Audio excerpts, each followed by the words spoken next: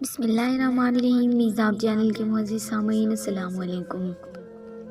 Video शुरू करने से पहले आप दोस्तों से एक छोटी सी गुजारिश, अगर आपने अभी तक हमारे चैनल को सब्सक्राइब नहीं किया तो सब्सक्राइब करें और साथ में लगे घंटी के बटन को ज़रूर दबाएं ताकि हर नई वीडियो का नोटिफिकेशन आप दोस्तों तक सबसे पहले पहुंच सके। दोस्तों वीडियो अच्छी लगे तो इसे लाइक और अपने दोस्तों के साथ शेयर भी लाजमी किया करें। चलिए दोस्तों बढ़ते हैं अपनी आज की एपिसोड नंबर 28 की तरफ। यारिम रात को घर आया तो देखा रूह सो रही है। वो सफ़र से काफ़ी ज़्यादा थक चुकी थी। उसे जगाए बगैर ही उसके करीब आया, लेकिन अपने बेड पे शोनू को देखकर खटका था। अब क्या एक कुत्ता डॉन के बेड पे सोएगा। उसका दिल चाहा था एक गोली मार के अभी ये किस्सा ही तमाम कर दे, लेकिन फ़िलहाल ये उसके बस में नहीं था। उसने गर्दन से कुत्ते का पट्टा पकड़ा और ऊपर की तरफ लटका लिया। कुत्ता इसकी तरफ लपक कर नीचे उतरने की कोशिश कर रहा था। साथ में दबी दबी चीखें भी निकल रही थी, जिसकी वजह से रूह मैडम की आंख खुल गई। रूह, ये कुत्ता मेरे बेड पे क्या कर रहा है? वो सख्ती से बोला था, जबकि हाथ अभी तक हवा में लटक रहा था कुत्ते समेत। ये कुत्ता नहीं है, इसका नाम शोनू है। रूह ने याद दिलाते हुए जल्दी से लपक कर कुत्ते को पकड़ना चाहा था, जबकि यारिम ने फेंकने वाले अंदाज में कुत्ते को इसकी गोद में डाला। मेरा प्यारा शोनू, चोट तो नहीं लगी? रूह शोनू को टटोलते हुए बोली। नहीं लगी इसे चोट, वो चिल्लाया था। रूह, अभी के अभी इस कुत्ते को निकालो मेरे कमरे से बाहर। ठीक है, जा रहे हैं हम बाहर, रूह ने उठते हुए कहा, जब यारिम ने इसका हाथ पकड़ लिया था। रूह, तुम कहाँ जा रही हो? दूसरे कमरे में जा रही हूँ। और कहाँ जा रही हो? मतलब अब तुम इस कुत्ते के लिए ये कमरा छोड़ दोगी? यारिम को अब इस पर गुस्सा आने लगा था। तो इसे अकेले दूसरे कमरे में डर लगेगा ना? रूह ने मुंह बनाकर कहा था। रूह, ये एक कुत्ता है, इसे बाहर निकलते हुए डर नहीं लगेगा। इसे बाहर करो इस कमरे से, और खबरदार जो तुम इस कमरे से बाहर निकल गई टांगे तोड़ दूंगा तुम्हारी। फिलहाल इसे शोनू से ज़्यादा रूह पे गुस्सा आ रहा था, जो एक कुत्ते के लिए इसे छोड़ कर जा रही थी। बाहर करो इसे, बल्कि मैं खुद करता हूँ। ये कहते ही यारिम आगे बढ़ा और उसका पट्टा पकड़कर कमरे से बाहर कर दिया।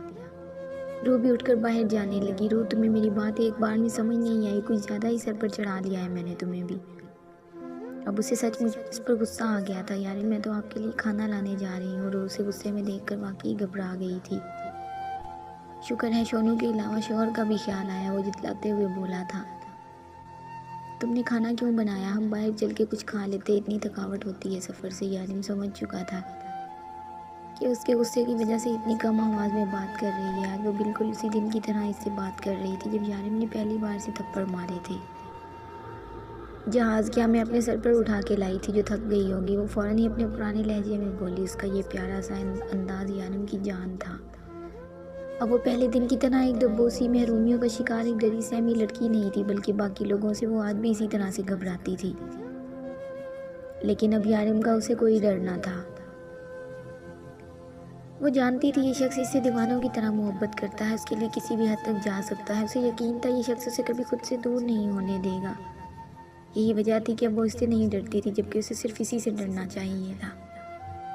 तुम्हारे उस कुत्ते ने क्या खाया? यारिम ने खाना खाते हुए पूछा। अब यारिम मानने ना मानने, रूह के लिए वो इस घर का हिस्सा था। मैंने इसको सेब खिलाया था और थोड़ा खाना भी। रूह, तुमने कुत्ते को सेब खिलाया? यारिम के लिए ये आज के दिन का दूसरा झटका था।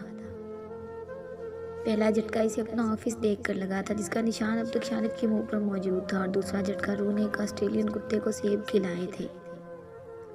लेकिन इस बात से यारिम के गाल के डिंपल नुमाया हुए। अच्छा है, इस कुत्ते से जल्दी जान छूट जाएगी। क्यों यारिम, कुत्ते को सेब नहीं खिलाने चाहिए? रूह ने फिक्रमंदी से पूछा। नहीं रूह, ये ऑस्ट्रेलियन कुत्ता है, इसकी अलग खुराक है। मैं बिल्डिंग के सर्वेंट्स को कहूँगा, वो तुम्हें ला देंगे, और अगर आप भूल गए तो मैं खुद आंटी से कहूँगी, ये जो हमारी पड़ोस में होती हैं। वो कहती थी कुछ भी तो हो तो मुझे बताना। आप ऐसा करें, पैसे मुझे दे दें, और सिर्फ शोनू की खुराक की चीज़ें नहीं, हमारे लिए भी कुछ ताज़ा सब्जियाँ मंगवानी है। रूह ने कहा तो यारिम ने उसे अपने वॉलेट से पैसे दिरहम की सूरत में निकाल दिए। ये कितने पैसे हैं? रूह ने नोटों को देखते हुए पूछा। ये 500 दिरहम है, यारिम ने बताया था। यारिम, सिर्फ 500 दिरहम से क्या आएगा? रूह ने अजीब से अंदाज में पूछा।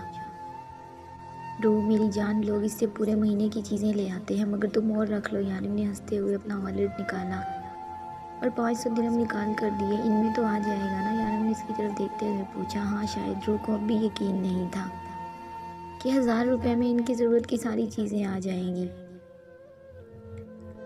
ये मुमकिन नहीं है सारिम, मैं ये नहीं कर सकती। लैला को डेविल ने अपने घर आने से मना किया हुआ है। अगर लैला वहाँ नहीं जाएगी तो मैं कैसे जा सकती हूँ?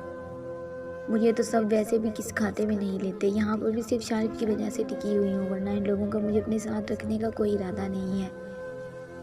यहाँ तक कि मेरे सामने कोई बात भी नहीं करते और ना ही मुझे करने को कोई काम दिया है। वो खिजर तो हर वक्त डेविल के कान भरता रहता है मेरे खिलाफ।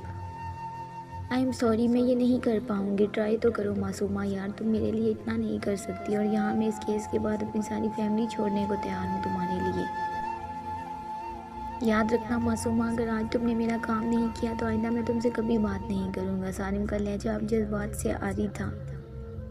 लेकिन सारिम, मेरी बात समझने की कोशिश करो, मैं उसे नहीं ला सकती बाहर। मासूमा उदासी से समझाने की कोशिश कर रही थी, लेकिन वो कुछ भी सुनने को तैयार ना था। तो मैं ये समझूं कि हम आखिरी बार बात कर रहे हैं मासूमा, सारिम ने उसकी दुखती रग पर हाथ रखते हुए कहा।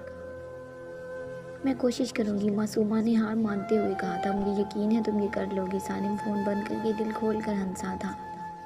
उसे यकीन था कि मासूमा इसका काम ज़रूर करेगी।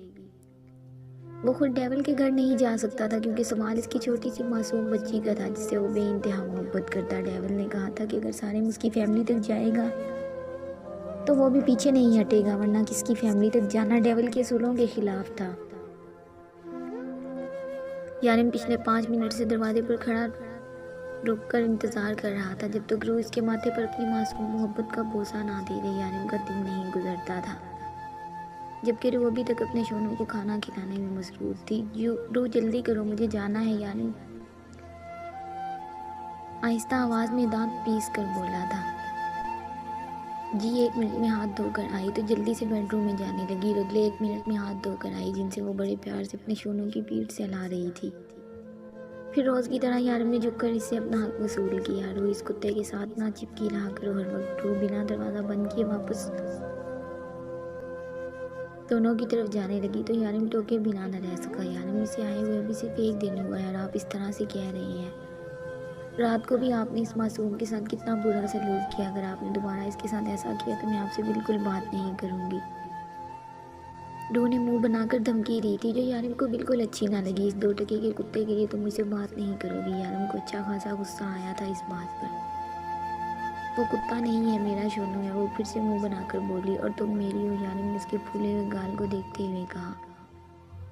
नहीं हूँ मैं आपकी और ना ही मुझे आपकी बनना है, वो लाड से बोली थी। गाल अब भी फूले हुए थे, लेकिन अगले ही लम्हे रूह के बाल यारिम के हाथ में थे। क्या कहा तुमने? मेरी नहीं हो तुम? हिम्मत कैसे हुई ऐसा बोलने की? हाँ मेरी हो तुम होती कौन हो मेरी ना होने वाली? तुम मेरी हो और आखिरी सांस तक मेरी रहोगी। यारिम का गुस्सा हद से बढ़ चुका था। यारिम क्या कर रहे हैं आप? बाल छोड़े मेरे। दर्द की शिद्दत से रूह की आंखों से आंसू निकलने लगे थे। किसकी हो तुम? यारिम का इरादा सारे हिसाब बेबाक करने का था। आपकी हूँ। छोड़े। रूह भी मुश्किल बोल पाई थी। शाबाश, आइंदा ऐसा मत बोलना, बहुत प्यार करता हूँ तुमसे। उसका चेहरा अपने हाथों में लेते हुए उसका माथा चूम कर कहा और बाहर निकल गया था।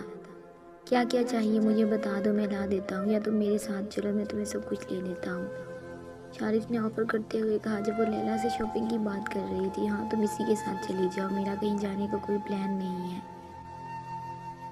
मेरा मूड बहुत ख़राब है, लैला ने नखरे दिखाते हुए कहा था। लैला, इसे फैशन के बारे में क्या पता? मैं आजकल की कुछ चीज़ें लेना चाहती हूँ। अब तुमसे बेहतर फैशन को कौन फॉलो करता है? मासूमा ने इसे अहमियत देते हुए कहा जिस पर वो इतराई थी। हाँ ठीक ही कहती हो तुम, फैशन को मुझसे बेहतर कौन जानता है। ठीक है मैं चलती हूँ तुम्हारे साथ, वो एहसान करने वाले अंदाज में बोली थी, जबकि शारिफ ने मुंह लटकाया था। जारी है दोस्तों अगर आपको वीडियो पसंद आए तो इसे लाइक और अपने दोस्तों के साथ शेयर लाजमी करें। और अगर आप मेरे चैनल पर नए हैं तो चैनल को सब्सक्राइब करें और साथ में लगी घंटी के बटन को ज़रूर दबाएं ताकि हर नई वीडियो का नोटिफिकेशन आप दोस्तों तक सबसे पहले पहुंच सके। अपना ख्याल रखें और दुआओं में याद रखें। मिलते हैं नेक्स्ट एपिसोड में, तब तक के लिए अल्लाह हाफिज़।